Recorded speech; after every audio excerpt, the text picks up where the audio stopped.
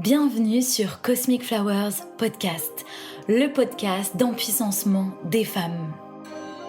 Je suis Hélène, fée des temps modernes, âme guérisseuse, coach et thérapeute énergéticienne spécialisée en libération émotionnelle. Mon intention à travers ce podcast est de t'aider à reprendre ton pouvoir personnel, à embrasser ta vulnérabilité, à prendre conscience de tes dons, pour tomber en amour avec toi-même et devenir qui tu es vraiment. Alors prépare-toi à rayonner ton soleil intérieur. Bienvenue dans l'épisode 7 de Cosmic Flowers Podcast. C'est un épisode où je vais te demander d'être vraiment ouverte d'esprit, de prendre ce qui résonne en toi et de laisser ce qui ne résonne pas. C'est important pour moi de partager ce que je ressens vraiment. Et c'est ma vérité, ça ne veut pas dire que c'est la vérité universelle, car je pense qu'il n'y a pas de vérité universelle, mais autant de vérité qu'il y a d'êtres vivants. Dans cet épisode, je vais me confier à toi, et comme d'habitude, je vais te poser des questions pour t'aider à cheminer avec toi-même, pour t'aider à mieux te comprendre et à mieux t'aimer. Si tu souhaites, suite à cet épisode, m'écrire pour me partager tes prises de conscience, ce que ça a réveillé en toi, n'hésite pas, j'adore te lire, vraiment. Je suis honorée que tu me fasses confiance et que tu te livres à moi. C'est une des plus belles preuves d'amour à mes yeux. D'ailleurs, si ce podcast te plaît, mets-lui 5 étoiles sur Spotify, ça me motive et m'aide à diffuser mon message pour un monde avec plus de healing, plus d'acceptation et moins de jugement. Je souhaite partager le retour de Lorraine qui m'a fait très chaud au cœur. Elle me dit: coucou Hélène, je voulais te dire qu'en une journée, j'ai dévoré 3 épisodes de ton podcast. Il est génial. Déjà, bravo pour la forme. Je trouve que tu t'exprimes super bien, tu es super agréable à écouter et c'est super bien construit. Beaucoup de super. Ensuite, bravo pour le fond. Je trouve ça passionnant. Ça me donne envie de creuser plein de choses dans ma vie de parisienne déconnectée. Bref, compte sur moi pour écouter tous les autres. J'ai laissé 5 petites étoiles sur Spotify. Donc merci infiniment pour ton message Lorraine, ça m'a fait extrêmement plaisir. Je l'ai lu lorsque je faisais mon side job en Australie.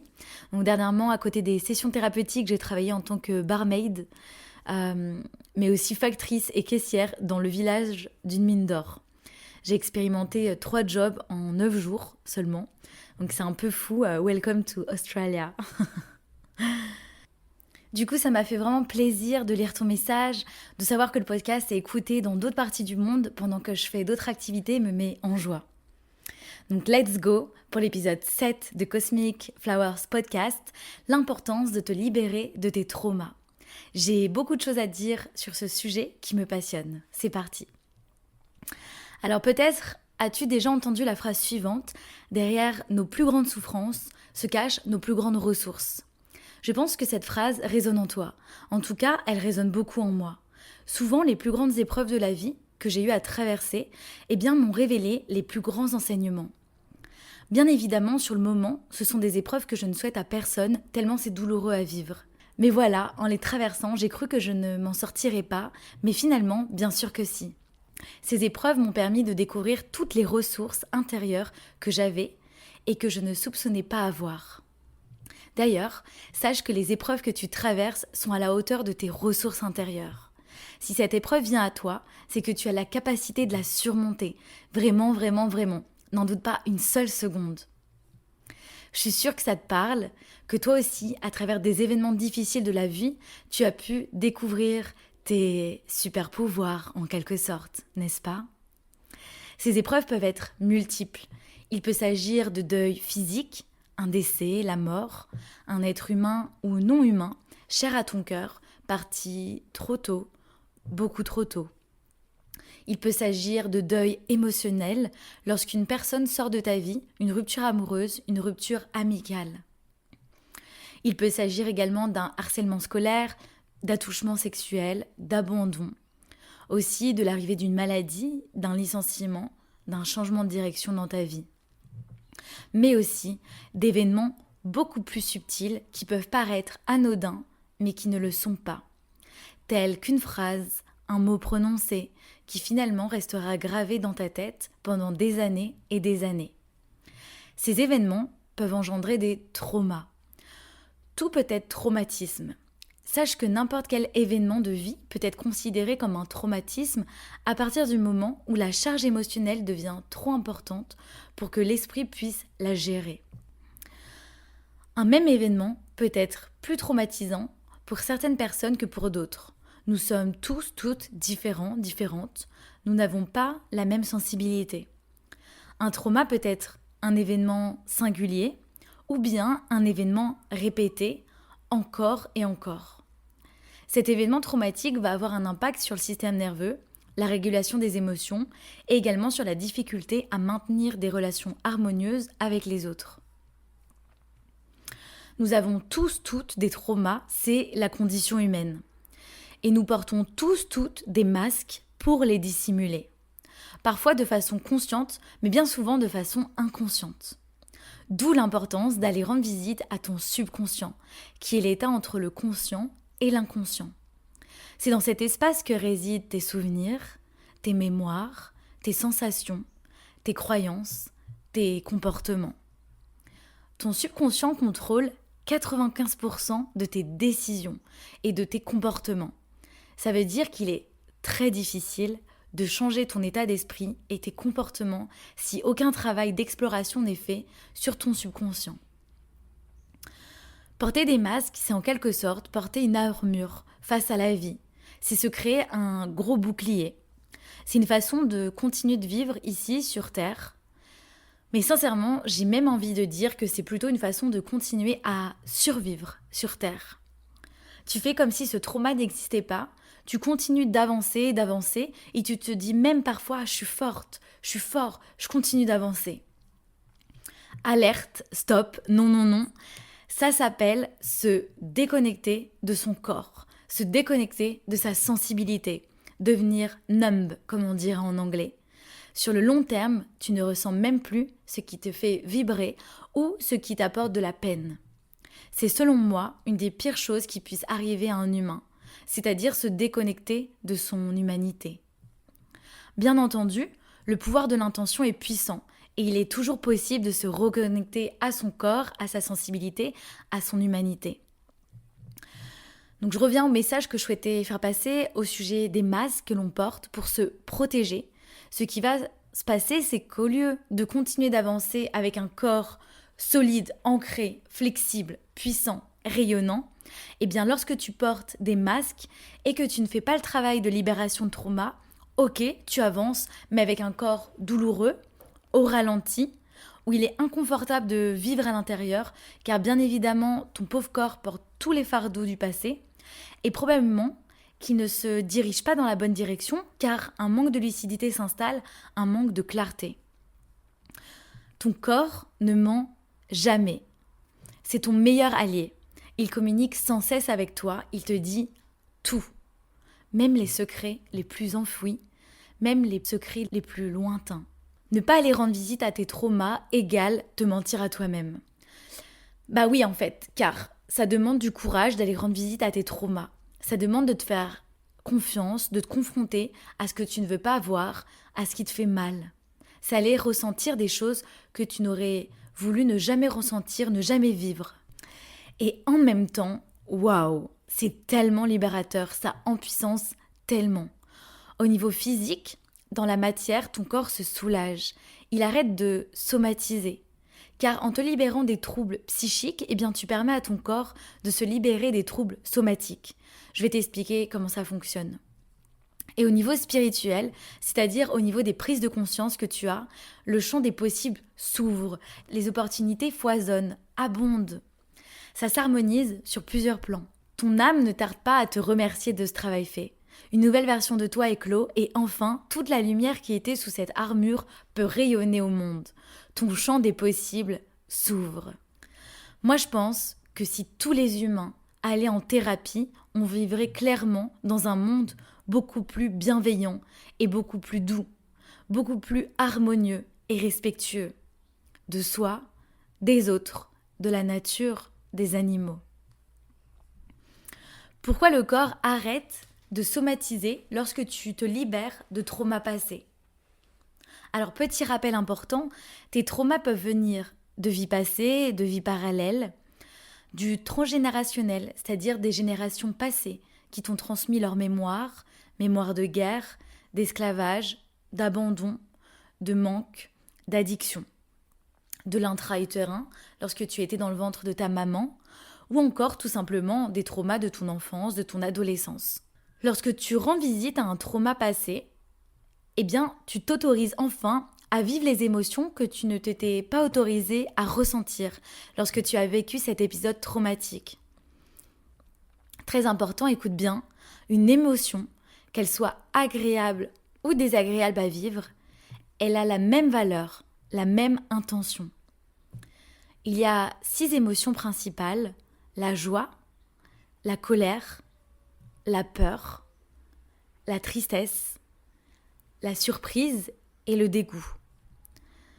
Que tu ressentes de la joie ou que tu ressentes de la colère, ça a la même valeur dans le sens où cette émotion vient tout simplement te délivrer un précieux message qui te permet de mieux te comprendre, de mieux te connaître. Par exemple, imagine tu ressens de la colère. Tu ne sais pas exactement pourquoi tu ressens une telle colère, mais voilà, c'est là. L'émotion de la colère a une fonction. Elle vient te délivrer un précieux message. Elle vient tout simplement te dire que tes besoins fondamentaux dans une situation n'ont pas été pris en compte.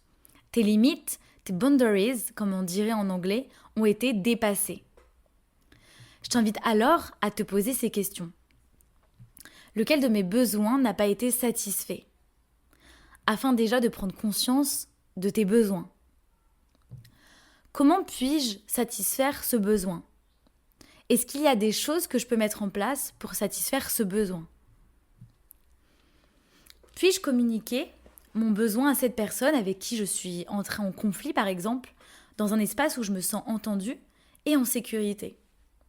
Si oui, go! Communique ton besoin à travers la communication verbale non violente. Donc tu partages ce que tu ressens en commençant par je et non pas par tu, afin que la personne en face ne se sente pas agressée. Sinon, puis-je créer cet espace de sécurité et de vulnérabilité avec cette personne pour partager mon besoin? Et si c'est toujours non, dans ce cas-là, je ne t'invite pas à t'ouvrir, car être vulnérable face à quelqu'un, c'est précieux et profond. C'est important de se sentir safe lorsqu'on le fait. Donc revenons à l'importance de rendre visite à un trauma. Alors déjà, rendre visite à un trauma, c'est lui dire « Je te vois, je t'entends, je suis là pour toi, tu as le droit de ressentir cela. » Puis ressentir ce qui émerge à l'intérieur de toi, de ton corps. Venir apporter toute ton attention sur ces sensations corporelles qui te traversent. Ton corps te parle, tes émotions te parlent. Pour accompagner cette émotion, tu peux te demander: où est-ce que cette émotion est localisée dans mon corps? A-t-elle une forme? A-t-elle une texture? Une couleur? Est-elle statique ou en mouvement? Que dit-elle? Quel est son message? Quand enfin tu rends visite à cette émotion qui stagnait dans ton corps depuis peut-être bien longtemps, eh bien la surcharge émotionnelle se dissout, elle s'évapore. Le précieux message est délivré, le cadeau est bien arrivé à destination. Ainsi, le corps n'a plus besoin de crier à travers de la somatisation, des douleurs chroniques, etc. Rendre visite à tes traumas, c'est venir penser, P-A-N-S-E-R, cette douleur, cette souffrance. Tu ne l'oublieras pas, tu continueras de vivre avec, cependant, ta perception de cette situation aura changé. Car tu auras su apporter de la compassion, du non-jugement, de la douceur. C'est comme un hug, comme un grand câlin que tu te donnes à toi-même. Un câlin qui dit « je te vois, je t'entends, je suis là pour toi ». Tu as le droit de ressentir cela. Et moi, je te guide à travers ce chemin de guérison. Je t'accompagne afin que tu puisses te libérer de tes émotions stagnantes qui se sont cristallisées dans ton corps. Les émotions sont belles. Les émotions sont un cadeau. Ressentir des émotions, c'est humain. Donc si tu es une femme sensible, que tu souhaites te libérer de schémas répétitifs qui te font souffrir et de croyances limitantes qui t'enferment, qui t'empêchent de te révéler au monde, et que tu sais au plus profond de toi que tu as de la magie à répandre ici sur Terre, que le monde a besoin de toi pour plus de lumière. Alors écris-moi, investis en toi, réserve ta séance découverte à tout petit prix. Je serai ravie de cheminer avec toi. Je propose une séance découverte à petit prix afin que tu puisses tester mon approche. Ça n'engage à rien. Mais ce qui est sûr, c'est que tu vas apprendre beaucoup sur toi. Et si tu souhaites continuer l'aventure plus profondément, plus en profondeur avec moi, eh bien, je suis hyper heureuse de te partager que j'ai lancé 3 formules d'accompagnement possibles. Alors, c'est un petit peu mes bébés, hein. C'est mes précieux, je te les présente. Donc la formule 1, c'est la découverte. 3 séances pour tomber en amour avec toi-même, reconnaître tes besoins, apprendre à te respecter, prendre conscience de qui tu es.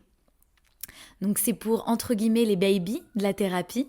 C'est nouveau pour toi et tu es curieuse d'apprendre à mieux t'aimer et à mieux te découvrir. La formule 2, c'est l'alignement. 6 séances pour plus de clarté et de cohérence, plus d'harmonie, pour répandre ton soleil intérieur dans les différentes sphères de ta vie. Donc c'est pour, entre guillemets, les princesses de la thérapie. C'est tu te connais déjà assez bien, tu sais ce qui te fait vibrer, mais tu aimerais répandre cela dans les différentes sphères de ta vie, amoureuse, professionnelle, peut-être même au niveau géographique. La formule 3, la transformation. 9 séances pour oser briller, rayonner ton unicité, matérialiser tes dons au monde, visiter tes profondeurs, les profondeurs de ton être, et incarner pleinement ta mission d'âme. C'est pour, entre guillemets, les reines de la thérapie. Tu as conscience de tout le travail que tu as déjà fait sur toi. Tu as conscience de tes dons et tu souhaites les rayonner au-delà de ton foyer, au-delà de ta sphère proche. Tu souhaites rayonner à un niveau plus global, à un niveau mondial. Tu sais que ton impact sur Terre est important pour le collectif, mais tu as toujours quelques blocages. Toutes les infos sont en description du podcast. Bye, je t'embrasse et à bientôt. Un grand merci pour ton écoute. Si tu as adoré ce podcast et que tu souhaites me soutenir et m'aider à diffuser mon message, je t'invite à t'abonner, me laisser 5 étoiles lumineuses sur Spotify ou Apple Podcast et un mot doux d'amour. Ou bien tag-moi en story Instagram en me mentionnant @cosmic.flowers. Je t'embrasse et je t'envoie du soleil.